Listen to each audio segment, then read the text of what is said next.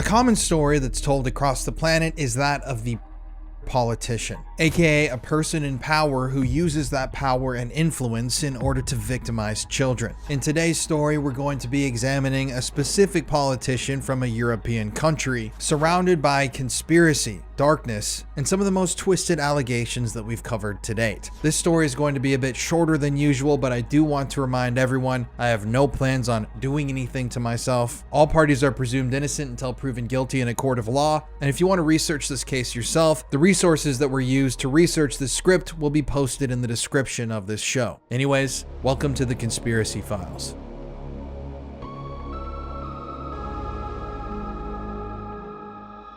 Well, it's the start of a new year, and I know that everybody at around this time usually wants to improve something in their life. For me, this year, mental health has been a massive focus of mine. And I mean, you guys probably understand researching all of this stuff 24/7, presenting these shows. My mental health is like a roller coaster. I have good days and I have really bad days. I've always been really open about that sort of a thing. And a lot of you know I got sober over a year ago, and having a therapist to help me through all of that was essential. Therapy to me is something that is absolutely indispensable in life. Everybody can benefit from seeing a therapist, including me and including you. And so the new year is a blank space for you to write a new story in. And our sponsor today, BetterHelp, makes it easy to get started. BetterHelp basically matches you with a therapist online. And with BetterHelp, you can get into therapy almost immediately. All you have to do is fill out a simple questionnaire. It's super easy. And BetterHelp will automatically match you with a therapist in as little as a few days. Something that I love about BetterHelp is that it's fully online, making it easy, convenient, and you don't have to go into an office or anything like that. You can get that help from a therapist from the comfort of your own couch.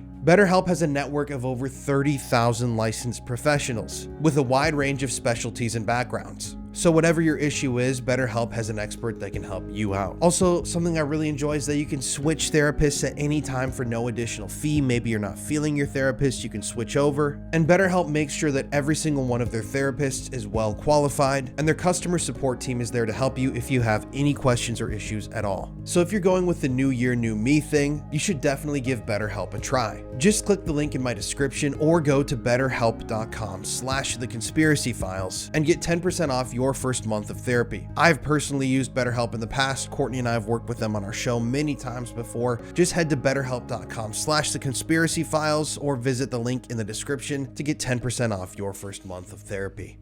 And now, let's get into today's story. So today's episode was pretty hard, honestly, to construct because so much of this information was written in another language. It was in Dutch. So there isn't a lot written about this affair in English. Amelia GP, who is the woman who helped write and research this script, she had to go through a lot and translate a lot of documents, so please be sure to shout her out in the comment section for the hard work that went into researching this thing. But this story is also a bit shorter because there isn't as much information out there about it as, you know, we've seen with other cases. This is a story that is still to this day unfolding in the country that it happened in, and it's incredibly disturbing. There are some parallels that you're going to see, and yes, once again, this guy and this ring is tied into the much larger ring that was in operation at the same time period throughout so many European countries. But as always, guys, please make sure to like the video, comment on the video, share the video out on your social media. All that engagement helps the channel grow. It shows the platforms that the show is posted on that people are actually enjoying it, and then it should, you know, promote it and let other people see these videos and, you know, podcasts. But without further ado, I'm not going to waste your time. Let's just get into this one. The Rolodex affair is an affair surrounding a former Dutch top civil servant at the Ministry of Security and Justice, a man named Joris Demmink. And the Rolodex affair itself is one of the most nefarious things to ever occur in the Netherlands. Now, before we begin the show, I do want to preface this by telling you some harsh realities. The Netherlands is infamous for tales of the on camera and off camera. It's a known fact that over 50% of the world's or CSAM is stored on servers located in the Netherlands. That's to this day, it is still a hotbed of activity. In addition, the Netherlands is where Frank Sheldon, the most infamous in American history, that's where he fled to after he escaped justice in America. And obviously with some of the more open aspects of culture in, Amsterdam specifically, it's not a surprise that the Netherlands is a hotbed of criminal activity, and specifically against children. I should add in here that there was also a political party in the Netherlands just a decade or two ago that ran on the platform that they wanted to end the age of consent and they wanted to make all adult-child relationships legal. Actually, I'm going to include a clip from them talking about this right now. The thing is, we think sexuality is a bad thing. And that's a problem. People say children are not old enough to see the consequences. But what are the consequences if you enjoy having sex with another person? Yeah, some percentage in a country who agrees with us. And I believe that a lot of people don't hate us, but only hate our ideas.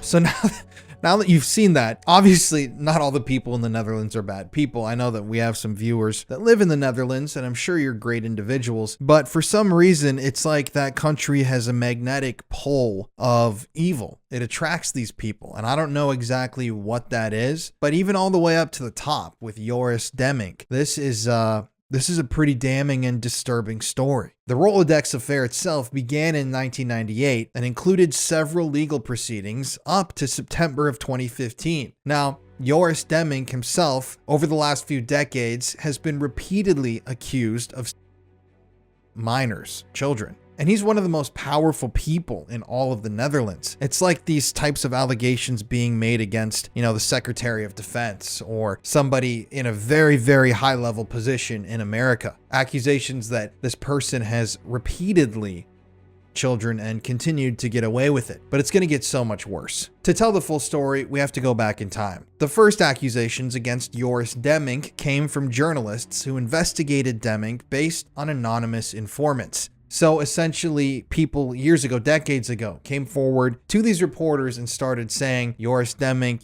has targeted children. He's targeted me. He me when I was younger. And that's what really kickstarted this whole thing, was these anonymous people and victims approaching reporters and telling them that there is a much bigger story there waiting to be told that no one's talking about and no one's investigating. At a later stage throughout this whole affair, accusations against Joris Demmink were made by victims all the way from Turkey. So according to the victims, Joris was children across multiple countries, across a period of decades. Investigations into the possible criminal acts that were carried out by Joris Demmink began with the Public Prosecution Service, or the OM, the National Criminal Investigation Department, and the AIVD. These are all criminal investigation bodies in the Netherlands that all started looking into Joris Demmink, but however, none of them have yielded any grounds for criminal prosecution, although the investigation by the OM, one of those agencies, was still ongoing in the year 2015. Various parties, such as the Ministry of Justice, and also people like journalist Peter R. de Vries, pointed out in the past that there's no evidence and state that the accusations that Joris Demmink are completely unfounded and unhinged. Essentially, this journalist and some of these government officials have come out against the victims, like we've seen so many times, and said there's no way that this could be true. He's a normal guy. He's a respectable guy. He's a family man. There's no way this guy can be a super...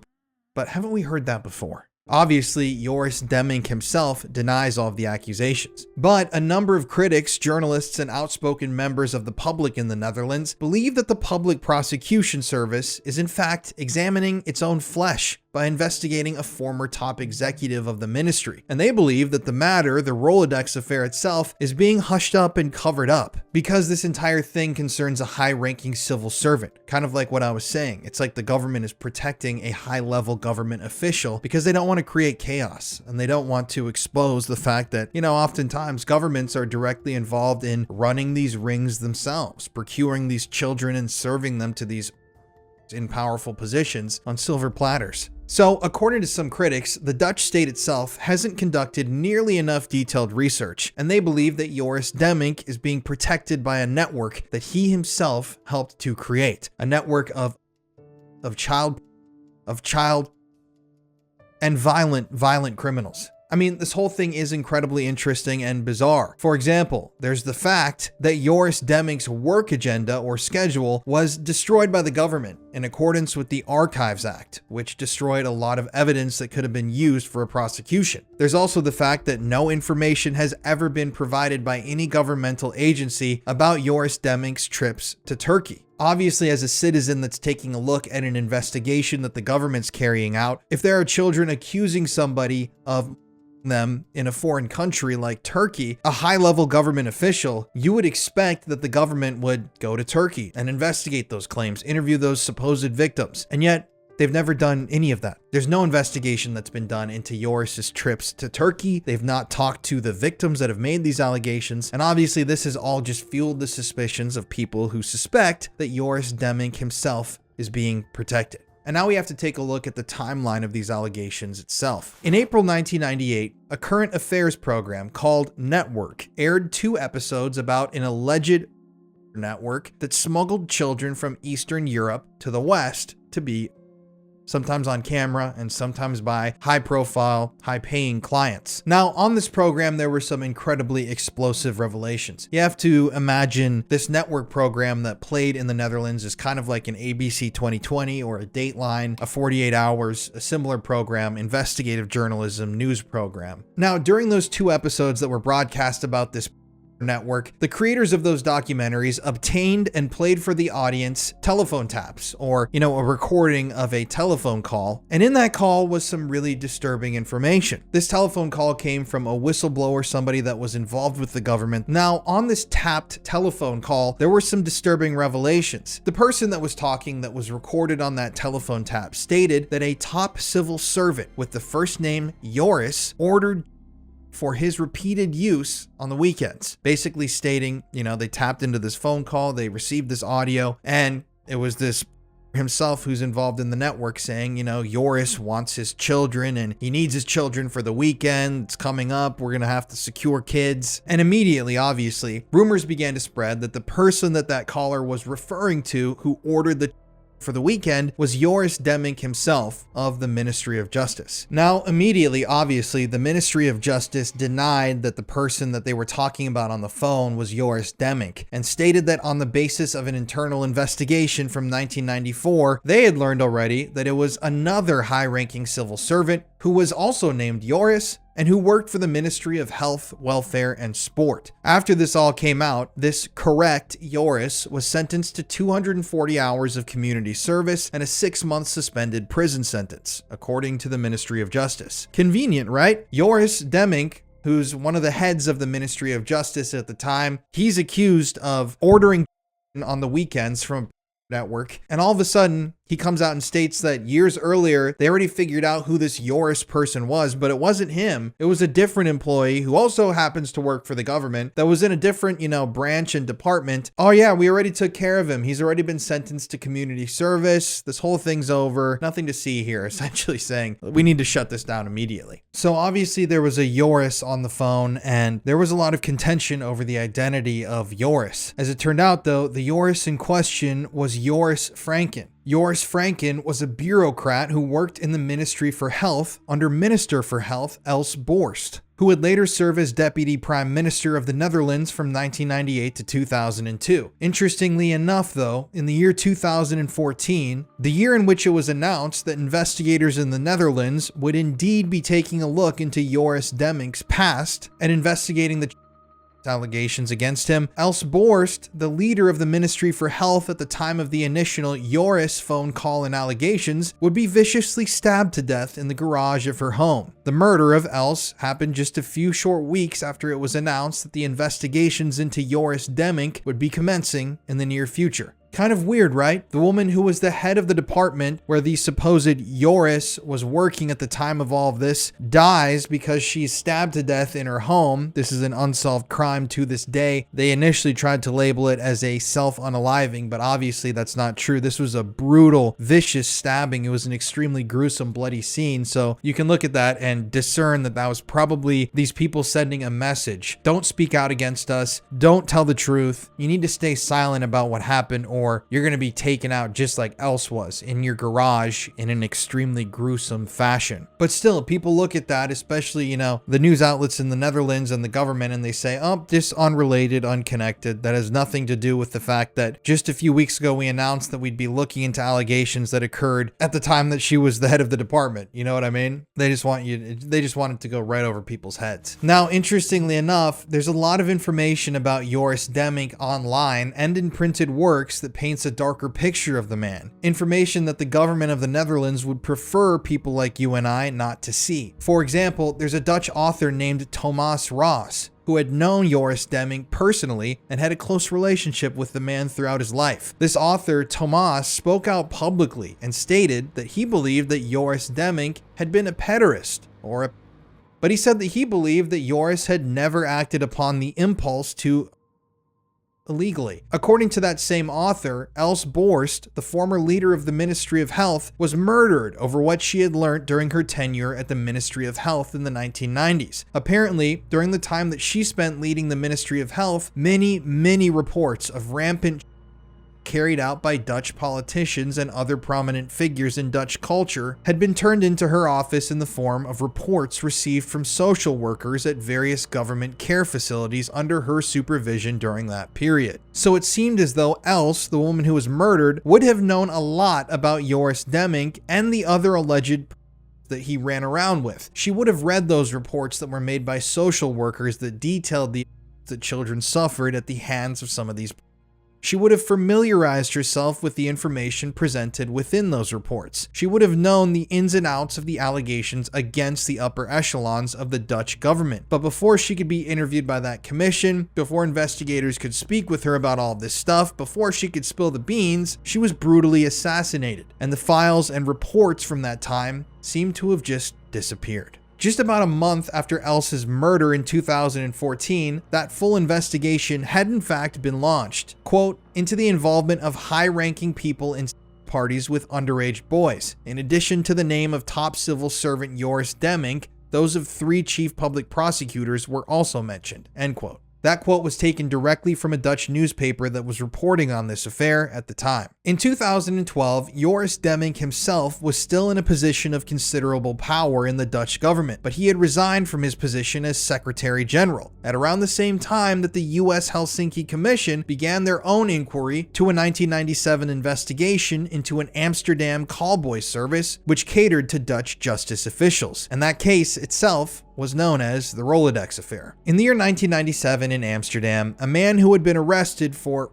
his girlfriend's daughter, himself in a complained to local police officers about a double standard which allowed government officials to skirt their own child laws. This man who was in custody basically stated to these local police officers, rules for thee and not for me. But why did this man make these statements to local authorities? Well, as it turned out, he had some inside information about parties that were happening in the Netherlands, parties that involved high-profile people in the Dutch government. After being taken into an interrogation room, that man then opened up and began providing those local authorities with precise and damning information on a callboy service called the Bellboys, which he claimed children to Dutch justice officials on silver platters for cash. According to the himself, the child service was being operated at the time by a known child named Karel Maasdam, who was also known by the alias Alex Privy, a man who was a known associate of Warwick Spinks and Lothar Glandorf, another known. And Karel Maasdam was the owner of a boy in Amsterdam called the Festival Bar. And it's at this point where the Rolodex from the Rolodex affair comes into play. After the police learned of these initial allegations against the Festival Bar and the Bellboys, they really did dig in and started doing some investigating. And quickly, they discovered that a local professor from the University of Amsterdam, a Professor Der van Roon, had frequented the Festival Bar, where it was alleged that that child was being ran from. And as it turned out, the professor himself had served as a go-between for high-profile clients of Karel Maasdam's Bellboys service. Essentially, this local university professor had been acting as a sort of talent agent for the young victims. And he would find his clients, aka the powerful members of the Dutch government, young victims that they could have. But this was back in the 80s and the 1990s, and there weren't really computers or online services that this professor could have used to store the contact information of the that were employing his services. And so while he was serving as sort of a butler for the elite, serving them these children on platters, he would write down the names, numbers, and contact information for all of the clients. And he would store that information in a Rolodex. A Rolodex is essentially a, kind of file storage system. I'm, not old enough where I actually have used a Rolodex in my life. I've never used one, but it's essentially a place where you could store business cards, you could store index cards, you could just store written information. And in this case, this Rolodex was filled with the contact information of that were using this child service. And at one point throughout their investigations into the child ring, an informant that was helping the local police had taken possession of that Rolodex itself and had handed it over to the authorities. When the police officers examined the Rolodex, inside of it they discovered the private phone numbers belonging to at least 3 Dutch district attorneys, powerful members of the Dutch justice system, men named Henry Hans Holthuis, Hank Wooldrick, and Jan Walter Wabeke. And inside of the Rolodex, they also found the direct contact information for Joris Demmink himself. Now, when I say direct contact information, I mean that these phone numbers, when they called them, led directly to the people that were listed. When they rang these phones, the district attorney himself would pick up, or Joris Demmink himself. This wasn't a phone number for somebody's, office. These were like direct lines to these people. So how did this child have such personal information for these high-profile people? That's something that you need to ask yourself. In 2012, the Helsinki Commission began a hearing and legal proceedings that looked into child in Amsterdam, historic allegations. And during those hearings, a boy who had been working in the festival bar at that time would testify. This witness, who had been as a child and had worked, I say worked loosely, he was forced to prostitute himself at the festival bar as a part of the bellboys child, testified that Karel Maasdam, the same man that the had told the police in Amsterdam about back in 1997, had sold boys to a group of producers in Amsterdam, and even stated that some of these men who had children from Karel's service had been involved in producing. Here's a quote from that child's testimony. In addition, we were rented out for escort services to private clients and parties. The same person who ran the also made films. I performed in 3 of those movies. I also knew people who made movies. I was offered vast sums of money to perform. Yeah, I was offered vast sums of money to perform in one of these movies, but refused, due to the fact that at the end of these movies, the actor is. Now, obviously, this person who was as a child as a part of this bellboys, he's talking about where, typically, especially with a ring like this, these children are on camera by sometimes multiple men, and then at the end of the film they are in extremely graphic ways. Like in our Warwick Spinks episode that I did about a month or 2 ago, I talked about one of these films that was produced in Amsterdam at the time where a kid was gruesomely on camera for these people's pleasure. In his testimonies, that same witness also claimed that during one particularly disturbing night while they were working as an underage boy at the festival bar, the Professor Van Roon, who had kept and created that Rolodex, had personally introduced him to none other than Joris Demmink, and had been instructed to go outside and have with Joris Demmink inside of his government car. Here's another quote from the victim's testimony where he describes this. Quote, "As escort, I worked for the same owner and worked out of a bar called the Festival Bar, where I met Professor Van Roon. Professor Van Roon was the man who introduced me to Joris Demmink. We were sitting at a table, and he said that I needed to go outside to meet Joris Demmink in his car. Joris wanted to have sex with me, and I refused. I did have oral sex with him. The second time that we met, he wanted me to go with him to his home in Den Haag, Rijstraat 13. I didn't want to go with him, as we were forbidden to leave the city of Amsterdam by our..."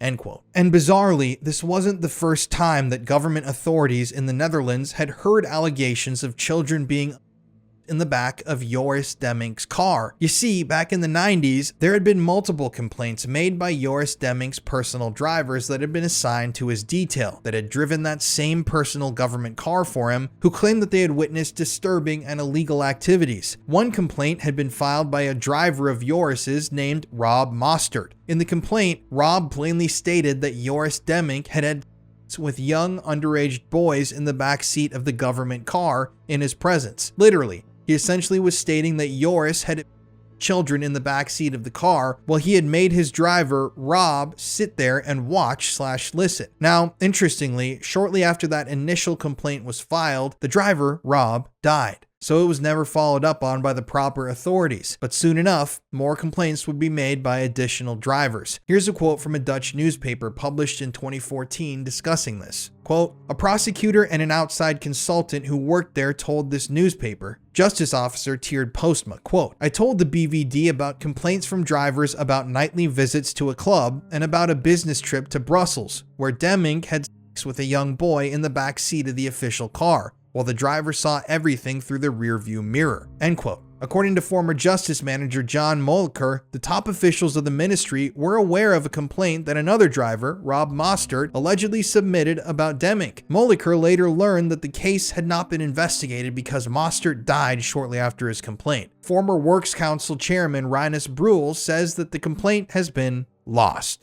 end quote. Of course, as with every single story that we cover on here, whether it's the Elms Guest House or Jeffrey Epstein, complaints and paperwork and reports, once again, continue to get lost, especially in this case. The Rolodex, eventually went missing. These complaints are going missing. All of the complaints from the foster care system and, the complaints that Els, the woman who was murdered, received, those all went missing. And these allegations just continue to get more and more disturbing. Another Dutch current affairs program, similar to the one I discussed at the beginning, this one called Een Vandaag, aired at one point, which featured an interview with a man named Richard Carl Sampson, who himself claims to have been a bookkeeper for Carol Maasdam, the man who ran the child that Joris Demmink allegedly frequented, which formed the basis of the Rolodex affair. According to Richard, boys were provided to Joris Demmink and District Attorney Henry Hans Holthuis by none other than Warwick Spinks. Now, I want you to take in the gravity of that statement. I don't know if you guys have seen the episode about Warwick Spinks that I've already done, but he was an infamous child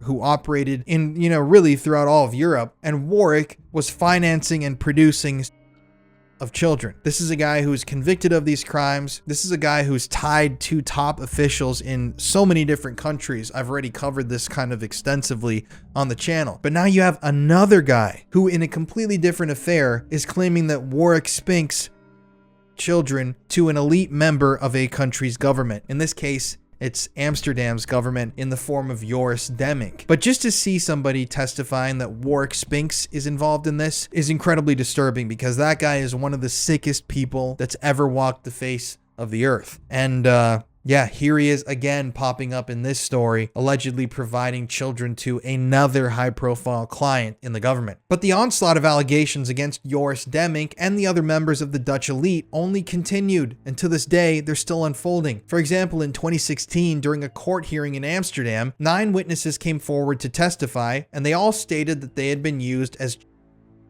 by that same professor, Professor Ger van Roon, the man who had created the Rolodex. And these 9 victims even testified that they had been by members of the Dutch royal family. Here's a quote from a newspaper article that was covering the court hearing. Quote, "Among those implicated are Prince Klaus, the late husband of former Queen Beatrix, the former finance minister and executive director of the International Monetary Fund, Onno Rudding, and former Amsterdam mayor Ed van Veen," the Algemeen Dagblad reports. End quote. Now, interestingly, one detective from the Netherlands who had been tasked with investigating the bellboys eventually went on the record and stated that the case had been closed in 1998 after the arrest and sentencing of Carol Maasdam. Interestingly, the investigation was also shut down just shortly after that group of senior government officials, including Joris Demmink, had been implicated in the affair. But there are still more allegations against Joris Demmink. That all is incredibly damning and should be damning enough. But we still have to talk about the boys that Joris Demmink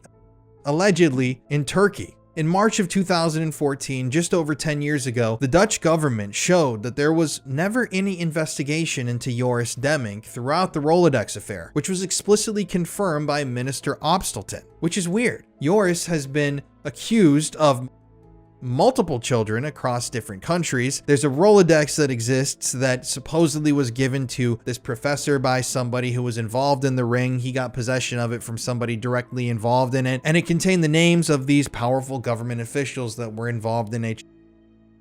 And they don't look into the guy that's been publicly accused. And I want you to keep that in mind. The Dutch government itself says that Joris Demmink was never investigated. Because, in contrast to that information, the former chief public prosecutor and the man who started off the Rolodex investigation, a man named Hans Wrocking, he stated that Joris Demmink was indeed investigated at the time. And this chief public prosecutor has come out publicly in the past and stated that they did indeed investigate Joris Demmink because the intelligence services in the Netherlands had received incriminating information about him. So that's really bizarre, right? You have the public face of the government say we never looked into Joris Demmink, he's fine, just shutting the whole thing down. But then you have the chief public prosecutor, another guy who's kind of key in the criminal justice system in the Netherlands, saying that yes, they did investigate Joris, but they also received information from their intelligence services that painted Joris Demmink out to be a hardcore, a man who victimized plenty of children. Another person in the Dutch government, NRC Handelsblad, amongst others, stated at one time in the newspapers that the entire Rolodex investigation failed because information about it was leaked at a very early stage in the investigation. And in June of 2016, the Public Prosecution Service announced that Joris Demmink would not be prosecuted any further. They were stopping the investigations. They're done with everything.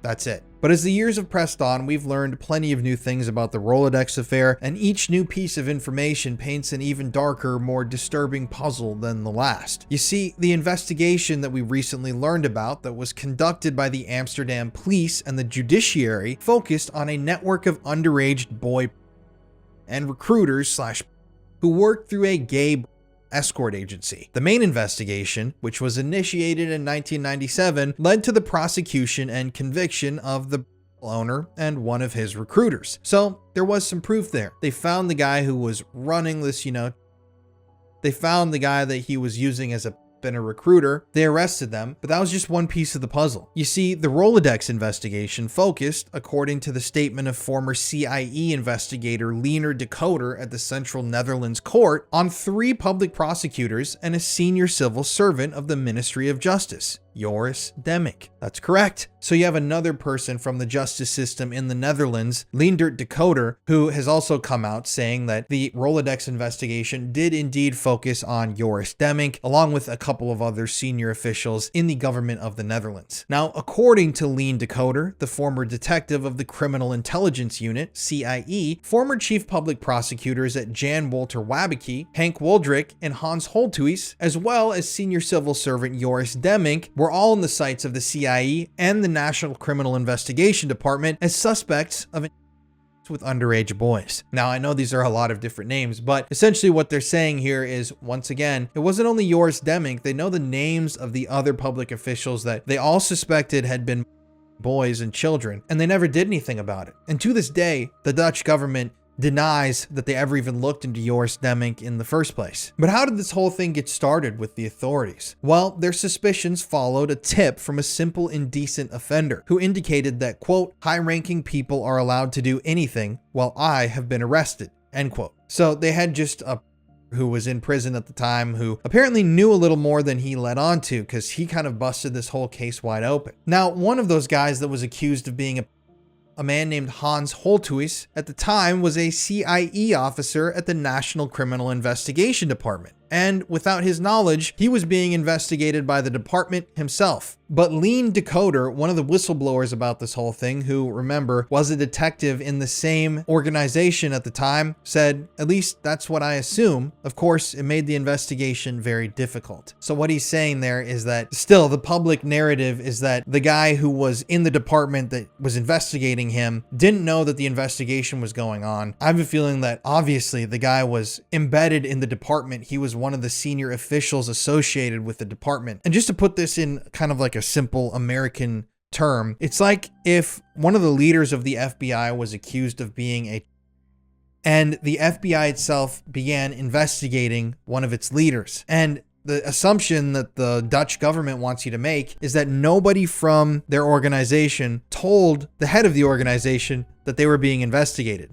I mean, it's kind of really hard to believe. Like, if the FBI was investigating one of its leaders, you would imagine that somebody somewhere along the way would inform the guy, whether because they're loyal to them or because they want them to know what's going on. And then, of course, if you're the leader of the FBI and you're being investigated by the FBI, you have access to every storage room. You have access to all the servers, all the files. You can go through and warp any investigation and shape it into whatever you'd like it to be, essentially. So if they're investigating yourself for being who's going to stop one of the leaders of these criminal investigation organizations from going into the evidence room late at night, especially back in the 1990s, and removing files and taking them home and burning them? I don't know, but I might just be a conspiracy theorist. You don't know. When you deal with Joris Demmink himself, though, the first accusations came from those journalists who investigated him based on those anonymous informants. One of those specific allegations came from a young man who filed a complaint against Joris Demmink on October 14th, 2003. In this complaint, the young man claimed that, amongst other things, he had been paid by Joris Demmink while he was an underage boy to have with him. But interestingly enough, that complaint later turned out to have been false, and the man who made the complaint was convicted, for lying under oath. But then there was another man, a Turkish Kurd, who was sentenced to life imprisonment for contract hostage taking and named Hüseyin Bijbesen, who claimed in 2007 that the judiciary in the Netherlands had conducted a sham trial against him in order to prevent him from talking about Joris Demmink's alleged behavior. So one of the young men who made the allegation that Joris had him when he was underage, he was found to have been lying about it, and he was convicted to prison time for it. And then another guy who claimed that he was also by Joris Demmink was again put into prison, and he claims that he didn't even commit the crimes that they put him in prison for. They just wanted to shut him up about, what he was going to talk about when dealing with Joris Demmink. It's another thing that governments can do. They can put you in prison for crimes you didn't commit to make you sound crazy. Because who's the public more likely to believe? A random guy with no criminal record who's making these allegations in society and out in public, or a guy who's in prison for abduction and weapons charges and drug smuggling? More often than not, they're going to be more likely to believe the guy who has a clean criminal record versus the guy who's making these allegations from a prison cell. Interestingly, some of the investigations that were undertaken into the Rolodex affair found that Joris Demmink was allegedly blackmailed by the Turkish government with alleged contracts in order to ensure that the Kurd who was making these complaints, Hüseyin Bijbesen, received a life sentence in prison in the Netherlands. Interesting, right? There are also two Turkish men named Mustafa and Osman who filed charges against Joris Demmink in 2008 and 2010 for of a person under the age of 16, and these men claimed that they were 13 and 14 years old at the time that Joris Demmink them. There is no evidence that exists at this point that Joris Demmink was in Turkey at the time, and Joris Demmink himself states that he hasn't been in Turkey since the year 1986. But are we really just going to take what he says at face value and just listen to the guy that's been accused by multiple children of them? And sadly, even though at this point there were multiple young adults that were making these allegations against Joris Demmink, coming forward and saying that he had them when they were younger, nothing changed. None of these cases led to any prosecutions. People in the country of the Netherlands wrote these victims off, at least the people in the upper echelons of the Justice Department and government did. And afterwards, those two Turkish men both filed a complaint of not prosecuting criminal acts on October 24th, 2012. On February 12th, 2015, the Public Prosecution Service in the Netherlands reported that the investigation into the events in Turkey appeared to have stalled. The reason for this was that the Turkish judicial authorities refused to give their Dutch colleagues permission to hear witnesses in Turkey, on the grounds that the suspicions against Joris Demmink regarding in Turkey in 1995 had expired. So now it seems like the Turkish government is involved in trying to cover this whole thing up, saying that the statute of limitations essentially has expired, so they can't prosecute this guy. They can't really do anything. In June of 2013, two former prison directors made a statement to a notary in which they said that during a business trip in 1992, they heard a staff member of the Ministry of Justice complain that she had to arrange, quote, young boys over the phone, end quote, for Demmink. Joris Demmink who didn't go on that business trip in question, has rejected those allegations. So Joris Demming to this day is still a widely respected figure in the Netherlands and somebody who has managed to beat every single allegation against him. Even though now you have multiple young adults who have come forward saying that they were by Joris Demming when they were younger. You have this Rolodex that went missing with all of the names and addresses and contact information for involved in this ring. You have an investigation that was done by a news program where they tapped a telephone call and heard someone talking about arranging young boys for Joris on the weekends. You also have multiple agencies that investigated Joris Demming and the Rolodex and everybody else that was involved that nowadays claim that they never looked at him in the first place. And when you ask me about these things, when there's smoke, there's fire, especially in a case like this. All these allegations and all of these things that are said to have happened, these things don't just come out of nowhere. There has to be some sort of a truth inside of all of this talk. I mean, not only is there actual evidence like tapped phone calls and testimony from people, but there's also, criminal cases that have been brought up that were overlooked and shut down and so much more. But that's all I have for you on this story because it's really hard to find information in English. And yeah, there just isn't that much that's out there, at this moment because they've done a really good job of covering this whole thing up. And this is something that still has the potential to be exposed nowadays. It's something that nobody's really talking about that I've seen, but it's something that's incredibly disturbing that people need to be aware of, that people, especially in the Netherlands, need to understand is probably more than likely true. I mean, we know that there was a massive running throughout Amsterdam in the 1970s, 80s, 90s, obviously throughout the 2000s too, but Amsterdam was also a hotbed of production. If you haven't seen my episodes about that we posted, a month or two ago, including the Bjorn tape, that's just something else that you need to look into because the Netherlands itself is a hotbed of this activity. So it makes sense that that's where this would have happened. So at the end of the day, is this all just one big fabrication created to make people like Joris Demming look bad? Or do you think that there is truth to all of these allegations? I mean, there's 100% truth to this in my mind. And once again, you don't have smoke without fire, and this is once again a large blazing forest fire with huge plumes of smoke that's been completely covered up. To this day, Joris Demming is looked at by the Dutch justice system as a completely innocent man who's never done anything wrong. All these children were lying. None of these connections were true. The Rolodex was not real. None of those allegations or anything had any merit. And to this day, the officials in the Netherlands continue to say that we don't believe child victims, and why not come to our country? You can children with impunity if you have enough power and money. Anyways, that's enough rambling for today, and I hope that this has been another eye-opening chapter of the Conspiracy Files for you that has exposed another dark, hidden truth and reality of our world that you probably would have preferred not to have known about. But knowledge is power, my friends, and by informing people about these things, by learning about these things, we, the actual honest, real citizens of these countries of the world, we can come together and hopefully eventually put a stop to this one day. Consciousness is important, especially when we're really essentially powerless. Like, I don't know how we can go in and stop these elite